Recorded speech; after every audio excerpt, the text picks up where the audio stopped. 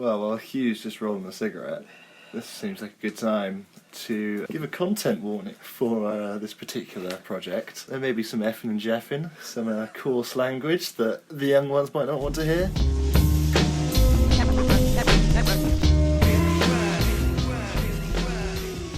And welcome to Season 2 of The Daily Grind. We are back and we have a new idea, I guess. We're straying from... No, we're not. It's a new idea for a project. It's very different from what we were doing before. Same sort of days in a row, sort of. We're still doing the daily grind. I daily. I keep wanting to call it challenge, but for me it's not really a challenge.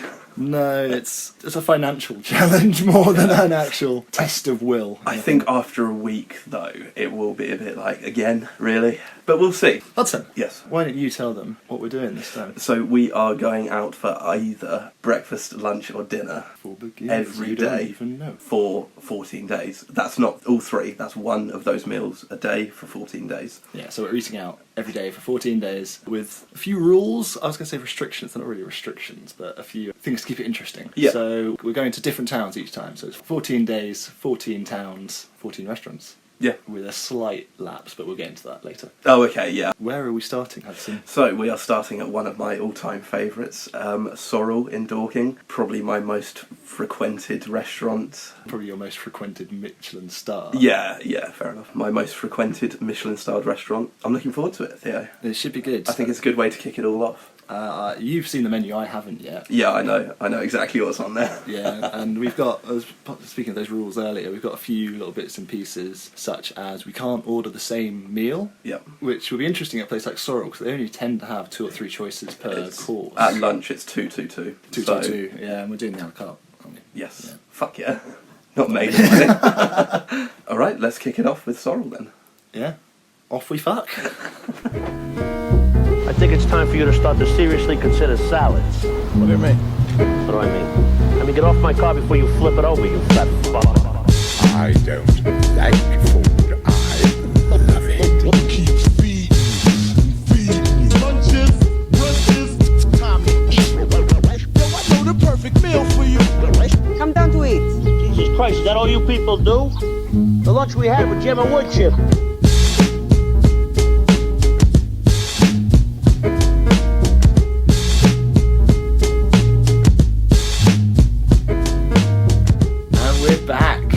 Returned from Sorrel, triumphant and mighty. Triumphant and mighty, I think, there are 2 good words. I thoroughly enjoyed the whole experience. It was brilliant. They absolutely smashed it out the park. Yeah, smashed it. Particularly given the current restrictions and regulations, they absolutely smashed it. Yeah. And to start off with, just like a small point, they all had their Sorrel branded face masks. Yeah. Which really lent, like, it's part of the uniform. It's like, almost to be expected. Mm. But having been like, I haven't eaten out much since this is all kicked off. No. So to see that is like, it shows that they're doing bits, and it was busy. The restaurant was busy. Oh, it was full. So let's lay a bit of context down. I think. Mm-hmm. We rocked up to Sorrel. Very pleasant experience. Straight off. So should we give even more context? And just, we went to Cobbett's beforehand. Yes. I had a couple of drinks. Yeah. Which really kind of like it got us in the mood, I would say. I think for this trip, we're both very hyped for this. So this is our first restaurant out of the 14 days. It's the first restaurant, and forgive the quality of the podcast, but this is our first podcast in, 5 months? Yeah, give or take, yeah. So, dear listeners, give us a little bit of a leeway. We need to get back into it. Yeah, I do feel like we need to get back into it. But what a meal we had at Sorrel. Wow. Fantastic. Absolutely fantastic. And I think we had this... Hudson often frequents Sorrel. So Sorrel it's my most frequented Michelin star restaurant. It's the most local, it's fantastic. Yeah. And there is this one waitress, Mia, who smashed it out of the park. And it's hilarious. Every time we go there, she looks at us and it's like, oh, hello, Mr. Howard. Yeah. Like, it's that kind of report. Yeah. So we rocked up, got seated, very pleasurable, very sort of standard, efficiently. Efficiently and I mean, fine. The sarky little comment of, I was smoking a cigarette as we came up to it, and I chucked it in a public bin. Like they did have ashtrays out there before. I didn't see any, so I popped across the road to chuck my fag in the bin. Yeah. And a sarky little comment was like, "Oh, we got bins inside." And I was like, "Well, I didn't want to lower the tone of the restaurant, but Yeah. a slight little murk to start us off." I I'm not offended by it. I No, think- yeah, I'm not offended by it, but it was definitely just like a little like Yeah. So little blap. we went upstairs, got seated. I wasn't particularly happy with the seating. Not the seating. That sounds wrong. Sorrel, beautiful restaurant. Honestly, beautiful. It's I mean, the Little Dudley House is an old building. It's like it's part of the architecture of Dorking for sure. Yes, and it's absolutely, been yeah. through like many iterations. Yeah. But I think Sorrel suits it the most because what was it? It was Pizza Piazza before, which we went to, and it was like a bit shit. I've never. Did you And- ever go when it was pizza? Yeah. We went as a family, man. Like Fuck you off. have probably been to Pizza Piazza. Oh fuck, dude! Honestly, if I have been, Yeah. honestly, I And then Little Dudley House. went to Little Dudley House. I applied for a job to Little Dudley House, and they turned Okay. me down. The Okay. fuckers coloured my tone for the place. Yeah. But Sorrel really carry the place well. So Sorrel, they've smashed out of the park. The dining room is in between like wood beams, what you'd expect off of like an old English cottage. Like Edwardian? The Edwardian or Victorian. Yeah. So The ambiance of the place is it's phenomenal. Yeah, absolutely spot on. But as you were saying, we were initially seated in one of the areas for lack of a better word. Yeah. And it was us and a lot of elder couples. And there's nothing wrong with that, but it was a noisy building, and Hudson had rapport with Mia, the waitress. Yeah. So, what did you do, Hudson? What did you do? So- That's the first thing we did. So what happened was we sat down at our table. The restaurant is split between, I would say, like beams. Yeah. We And sat in the like- middle, in like a square, if you like. Yeah, and I feel like they've laid it out well. Yes, yeah, laid To, out very like, well. respecting social distancing. Yeah. But it was like in the middle. It was like the noisiest, like least comfortable bit, I want to say. Yeah. So I wasn't particularly happy with where so we sat down, and it was fine. But looking straight in the eyes of like some middle-aged dude, like who's obviously like he. This is like his first fucking rodeo. Do you know what I mean? Like, I've been here a lot. Like I've been to Sorrel a lot of times. Yeah, And for sure. It was this couple's first rodeo, and I was like, no, I don't particularly want to sit here. I'm glad you spoke up. Yeah, so am glad I. you spoke So am up. I. So normally I wouldn't speak up. I am very much, take shit and eat shit. Normally I'm very sort of, yes, okay, fine, I'll sit here. But no, not today. Not today. Not It may have something to do with the couple of pints of Cobbitts beforehand. We had a couple It may of not. We- Like, who knows? It's hard to say. I would but like go to on. think. I'd like to think not. So as we said before, Sorrel is a very frequented restaurant by the Howard family for a couple of By years. Hudson Howard, yeah. but and it's our not. little It's, brother, and it's not my first time there. It's not my no, first time. no. So I asked, listen, like I wasn't happy with the seating. Can I move? And the waitress, who knows me, Yeah. I said, can we move? And she said, yes, let me go check. And She very kindly obliged. it came back about less than 5 minutes, like a couple Oh of minutes. god, dude, yeah, like And- literally a minute and a half later. Yeah. It's like, do you want to go sit over here? Moved us to a table which was very comfortable. I was so happy with the second table. Dude, oh yeah, Yeah. Like, that's the thing, I was comfortable at the first table, but I was so much happier with the second table. Yeah. That's the thing, Yeah. it's like, I wouldn't have been too disheartened with the first table, but I'm very glad you asked me. I think Yeah. that was the right call. So Sorrel is, as you said, it's a local. It is a local. It's a Michelin-starred restaurant. It's a high accolade restaurant. But Hudson, every other weekend, he's like, Yeah. word up. But I feel like I built up rapport with the staff. Oh, that for sure. that I can ask that, because I would never ask that. Let's move on to the food. Okay, so where did we start, Hudson? Because you didn't want to take any notes. So what was our first course? Well, we got the amuse-bouche, which was a beetroot cracker with oyster and like some fucking like dehydrated raspberries. No. So the beetroot cracker was with tapioca. Yeah. I don't remember raspberries being dropped at all in that. A little sprinkle of red was dehydrated raspberries. What? On the beetroot cracker? Yeah. No way. Yeah. So I missed that. Yeah, it was like some fucking... Yeah. I'm just checking the menu right now, but it's not going on. It's not on the menu. No. But yeah, no, the little amuse. Are you sure? 100%. Yeah, fair enough. Okay, 100%, maybe yeah. that gave it that sweet bite. Then beetroot's already like sweet enough. But it was regardless, it was delicious little beetroot cracker with tapioca. Really good. And some Really dehydrated good. raspberries, But, apparently. Theo, this is being hypercritical. I've had that Yeah? exact thing about 10 times. So, yeah, because you've been to Sorrel 10 times. because I've been Sorrel so many times. But I enjoy it every time. I enjoy it? I've been to Sorrel a mere 3 times. Yeah. And it was like, I don't know, maybe it seems bad to like expect it, but it's like, that's such a good starter, you know? It's like, it really kicks off the experience for me. It's good, don't get me wrong. And yeah, as you say, I'm maybe being hyper here. Sure. And go on, I've go had on. it a lot of times, so I'm a bit, I've had it. Yeah, no, fair enough. It's fucking delicious. It's absolutely delicious, but I've fucking had it, you know. So it's I've had it for years as well, you know. No, but I've been going. the most relatable podcast of 2020. No, like I know what you mean, Hudson. Like the few times that I've been to Sorrel, that's what's been the what do you call it? The amuse-bouche. The amuse-bouche, and it's always been fantastic. I've always really, really enjoyed it. But again, it has been the same every time. Exactly. So I'll give you that. I'll give you that. Delicious, absolutely fucking phenomenal.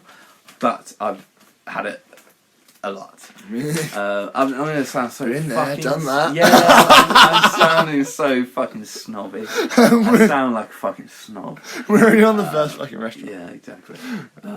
But so the other amuse-bouches were the it's like a macaroon with like chicken liver pate. Curried chicken liver. Curried chicken liver pate. Fucking amazing. Really good. Just like really, really good. ridiculous. Like one of the most ridiculous mouthfuls I think I've ever had. Really, really substantial. Really delicious. Just unfaultable. Yeah. Really, just perfect. Perfect little amuse-bouche. A lot of character and Yeah. a lot of like thought had clearly gone into that. To just be so ridiculous because it literally is just like a little mouthful. It's like these 2 little macaroons with the it always sounds like it's not slating it, is it really to describe what it is, but it's like the curried chicken liver, like a savoury macaroon.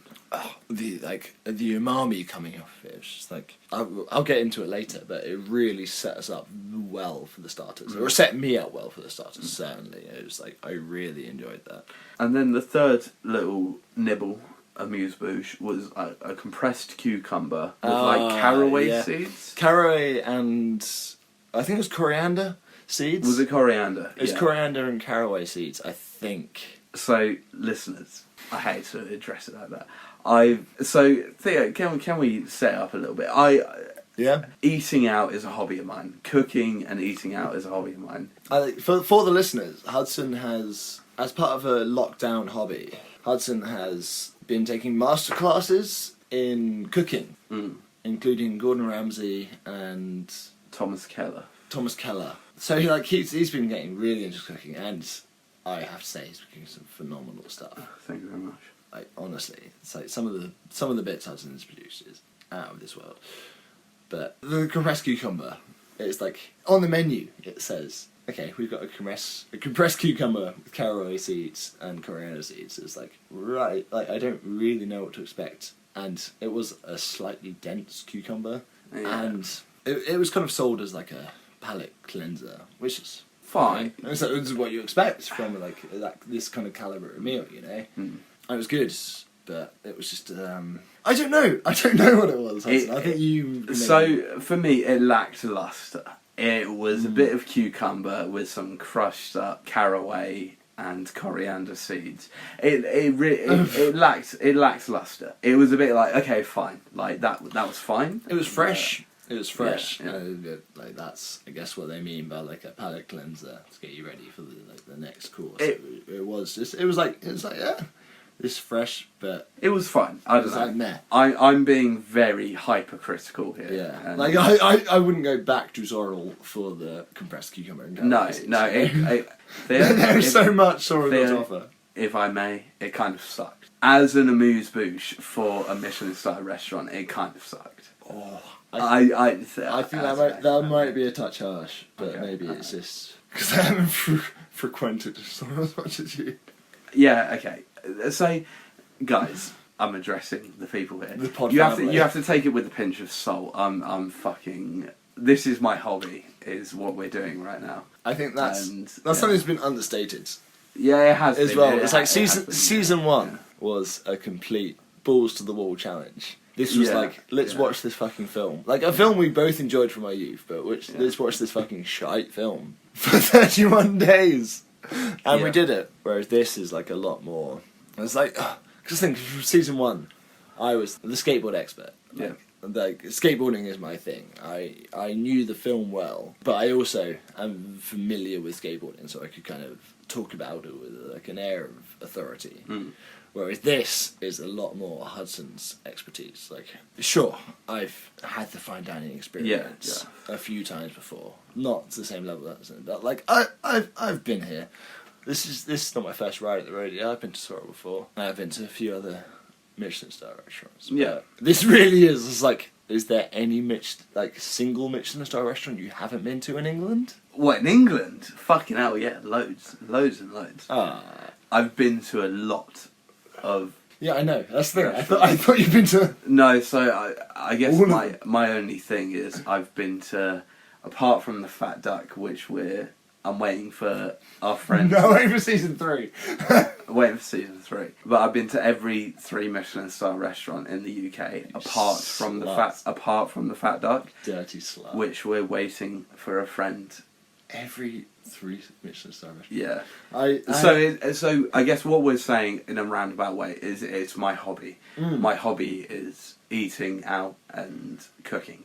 And Whereas yeah. I've only been to a single Michelin star restaurant, only through dint of being Hudson's brother. Yeah. Like I wouldn't have gone to any Michelin star restaurants. Yeah. If it wasn't Hudson, but I have been to a few, so I kind of have an idea of what the fine dining experience would be. But we're still on the amuse-bouche. Shall we move on? Exactly. Yeah. Let's move on. Because we had the next little. It's not on the menu again. Like we were on the a la carte menu, 3 courses for £45. which is very reasonable for a lunchtime thing. I think so. For the quality of the food. Yeah. And given that we haven't even got to our first course yet, it goes a long way. Yeah. But our second, amuse-bouche was this absolutely wonderful. They call it pumpkin soup. Yeah. I'd say it's closer to a puree. Like a foam. It's very aerated. Yeah. Like, I would struggle to call it a soup, but it was absolutely wonderful. With, almost I don't know if it's American to say candied, but, these candied pistachios. No, I'd say that's fair. Yeah. People would understand what I mean. Yeah. Yeah, so, candied pistachios. With this wonderful little, puree that I didn't know what it was. Maybe it was just pure pumpkin, but this delicious, little sweet bit in the middle. With a very, very nice, sourdough. Yeah, they're absolutely delicious. Honestly, faultless. You couldn't fault that dish. Yeah, so really. we haven't even gotten to our first fucking course, and it's just we've had this wonderful little. It was amuse-bouche. a beautiful. And then another one. It was a beautiful little welcome to autumn.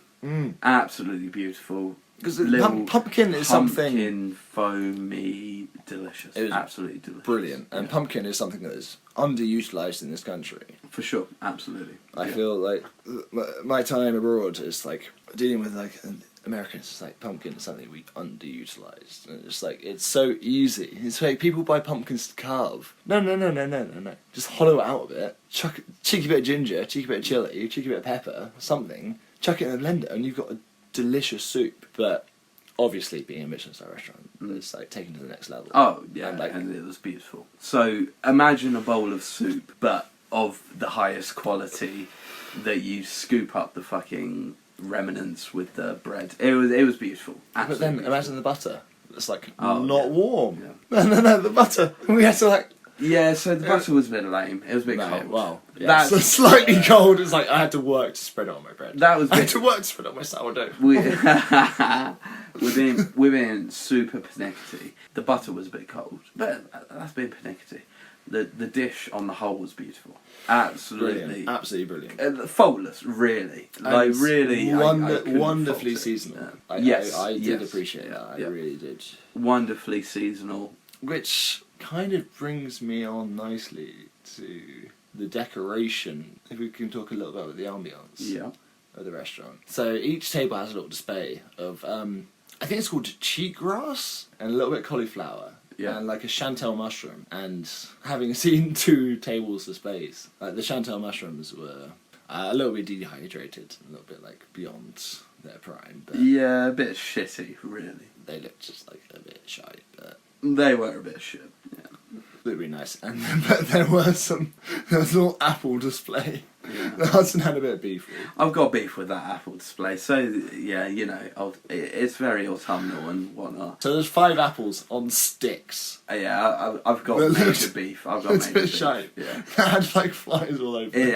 had fucking so Like, to not give- like flies, not like blue bottles, but like No. little tiny midgets. like fruit flies is what Yeah, you call yeah. them. So we had a very nice table looking out onto the lower high street, if you like, of Dorking, and there was a display in the window of like apples, like stood is- up, like poked on some sticks.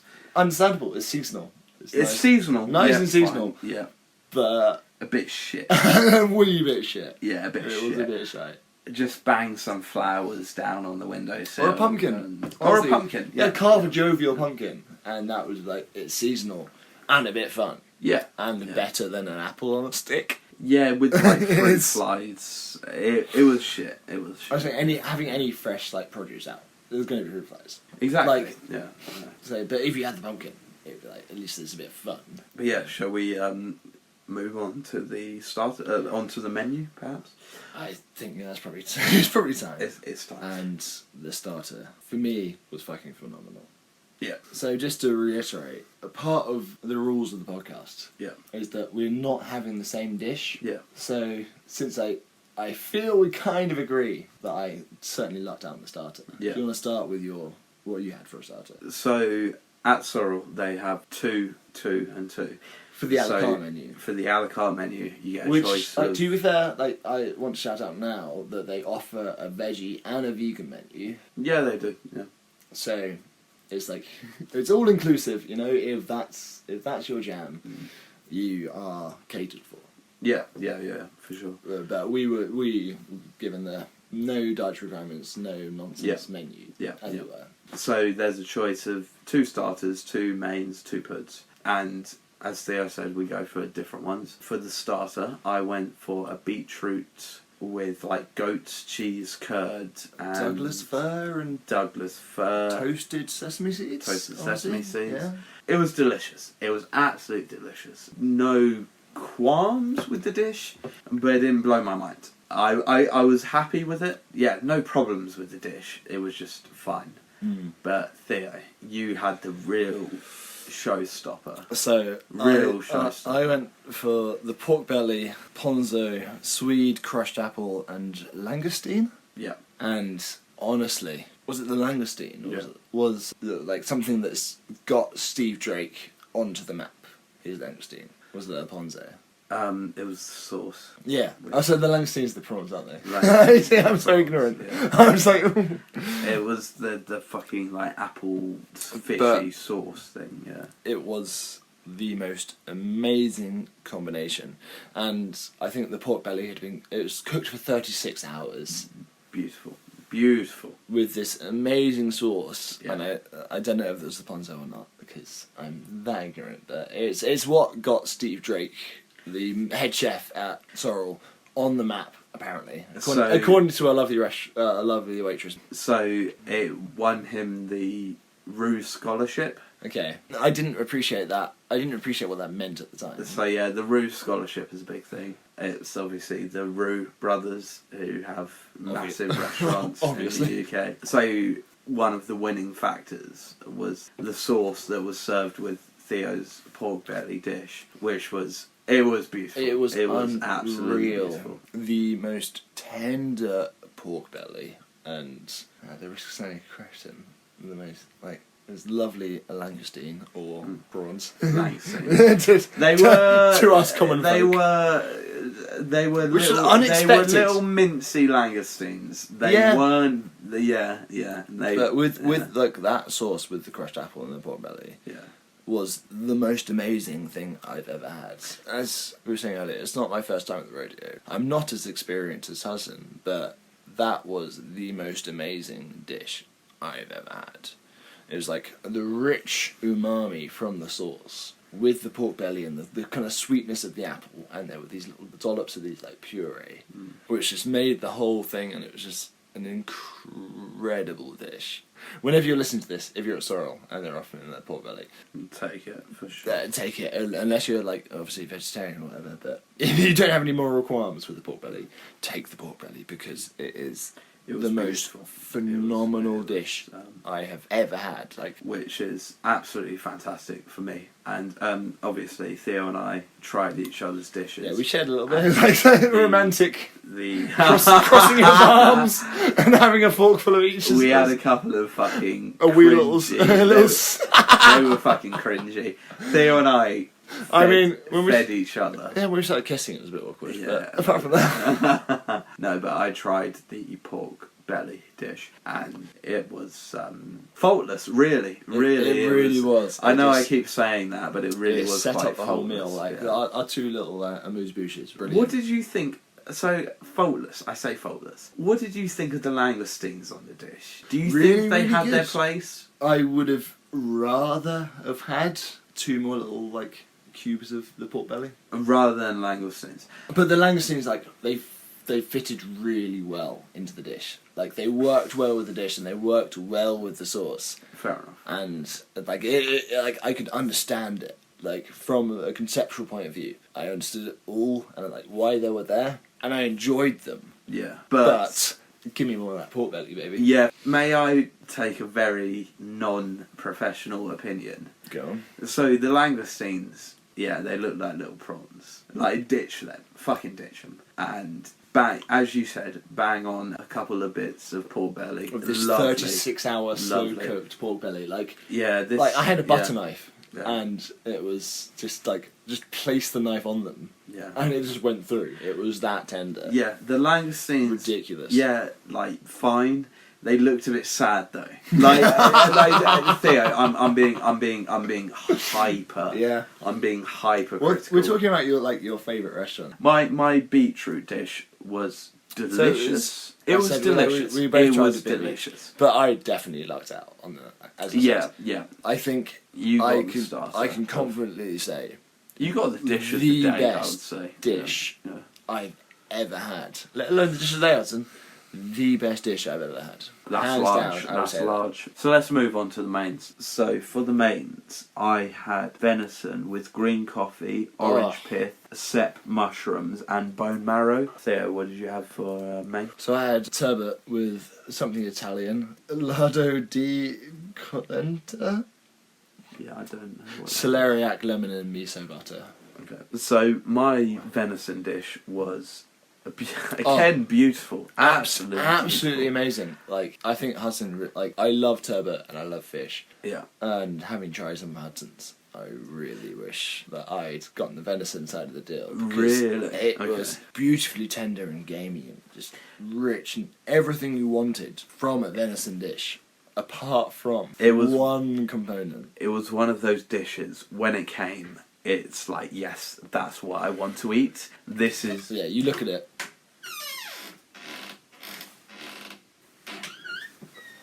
What's that, man? Is that fucking yicking? It's a nice Oriental restaurant that's just by this this place you might have heard of called Sorrel. We are actually in the middle of a recording podcast though. Yeah, do you want me to No, you can stay. Just Just shut the fuck up. just be quiet? Okay, Yeah. cool. So I had a beautiful main dish, as previously described. I had major beef with the orange pith puree. Yeah, it was unnecessary. It It was- was completely unnecessary. It detracted from the dish, in my opinion. And again, I tried a mouthful with and a mouthful without the orange pith puree. Yeah. And I tried the mouthful without first, and it was like, shit, this is some hot stuff. It was good. I am It was good. genuinely jealous. Yeah. So it's Orange like pith 3 puree. little spots of orange pith puree, Which, which, like, frankly, it they barely get needed the one. It's fuck like off the I can plate. see, Get it off I the can plate. see what they were doing with the acidity to like kind of balance it, but it was so much better without.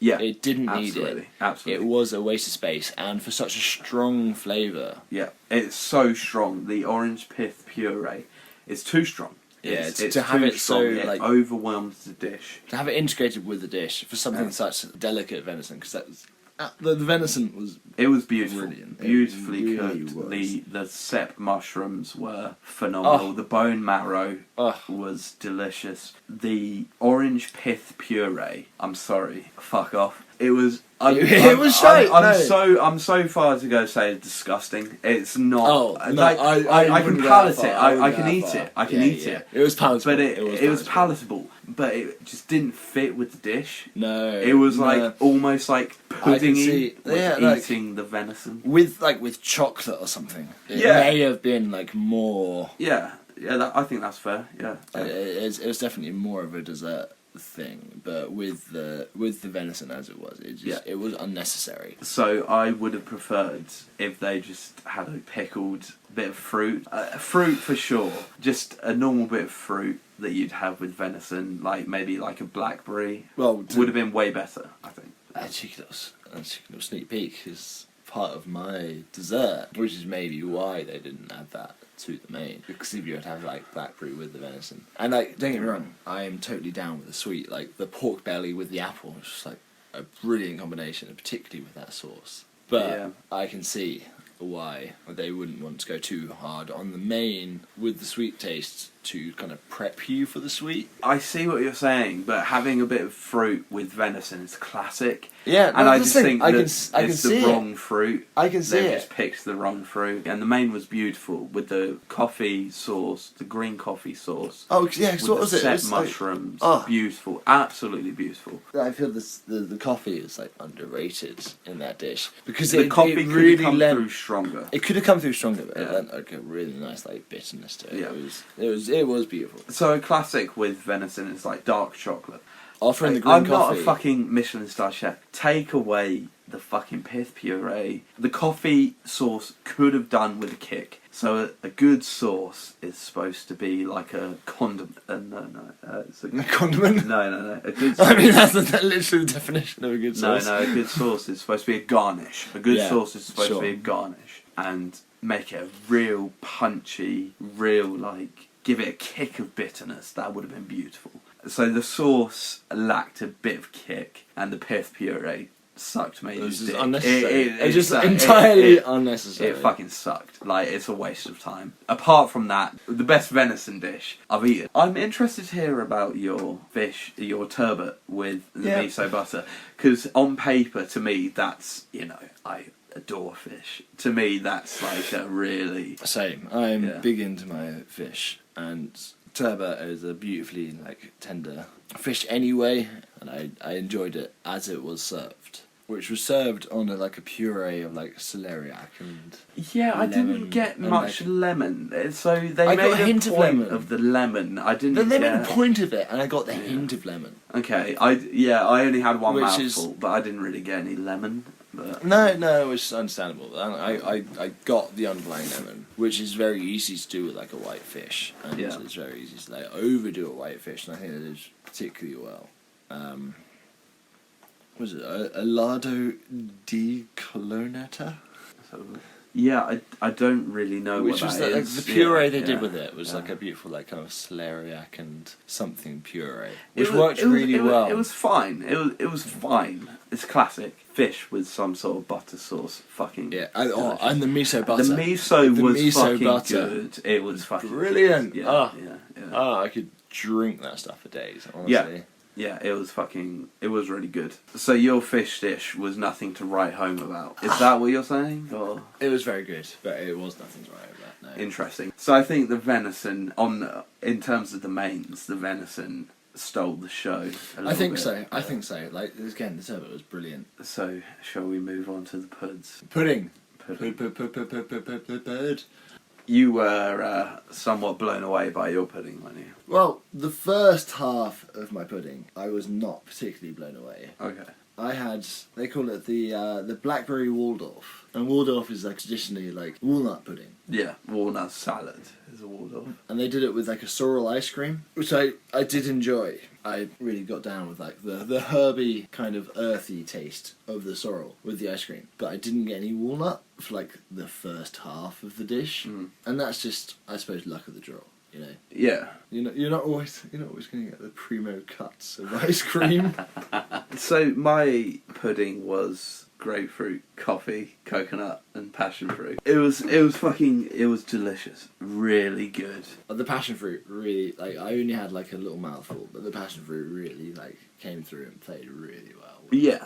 I don't know, I just feel like, so it was it was really good. It was fucking just a really nice dish. But I feel like yours was more to comment about, sort of thing. I think when I got into it, when I finally got into the walnut, into the Waldorf, it was just like the earthiness with the kind of like, it was almost like candied walnuts. Again, like with the pistachios on the last dish, it was like really nice sweet bite. There was a couple of blackberries on the plate, which like really lent like a really nice like sweet bite to it. I'm surprised that you think mine's got more to comment about, because mine was just like a really nice, like, again, like earthy, enjoyable, like herbal ice cream with like a sweet bite to it. Whereas yours just like, it seemed to have so much more flavour. It's like the grapefruit I with the enjoyed mine. Yeah. grapefruit and passion fruit, and it's like your little like grapefruit, beautiful little tube of ice cream. It's fucking amazing. I thought mine was just delicious, honestly. When I read it on the menu, I knew I would like it. It looked good, and like that's the thing, like a place like Sorrel is always going to carry off passion fruit and grapefruit, two I think particularly difficult flavours to carry.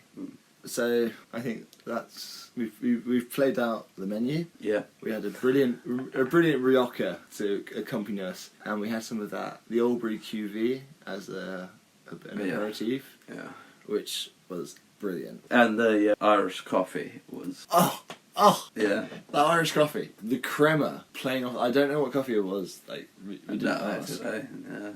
but it was like it was like a cold whip crema on top of this hot boozy Irish coffee. Yeah. It's so dangerously drinkable. It goes part of the way to explain why I'm so fucked up for this podcast and why this has taken over an hour. Part of the way, yeah. And I'm honestly, Adam, I'm not gonna lie, I'm slightly worried that this might be a slightly boring podcast. Like we've easily gone well over an hour, but I'm gonna say, if you want Irish coffee, go to Sorrel. They served it incredibly well, despite the fact it was in a wine glass. That was a bit weird. That was kind of gay. Yeah, it was a bit gay, really. Really and truly, it was just like whack it in, like just like whatever you serve coffee in. But you don't serve fucking coffee in whatever you get to hand. Yeah. No, the wine glass was a bit shit. And then a top evening goblets with the lads. Yeah. To round it all off, and hence the ramblingness. Yeah, This it's been a bit fucking... Yeah, this was rambly, drunk. The idea was to go to the restaurant, talk about it, and then go back out. But we were in talking already. We were seshing the sesh. We were doing what needs to be done. Hudson went a bit quiet after Sorrel. He had a little bit of time to get himself back into gear. Yeah, a bit of time to get back up to speed. But here we are. So, Sorrel, out of 1,000. Out of 1,000 watts, though. We never decided. 1,000 points. What would you give it? Easily 8,500. 8,500. It would have been 8,600 were it not for giving me my Irish coffee in a wine glass. Okay, alright, yeah. And to be fair, We had to wait around a wee bit. The starter took forever to come. So I'd give it a solid 8,645 out of 10,000. 10,000 Hudsoninos.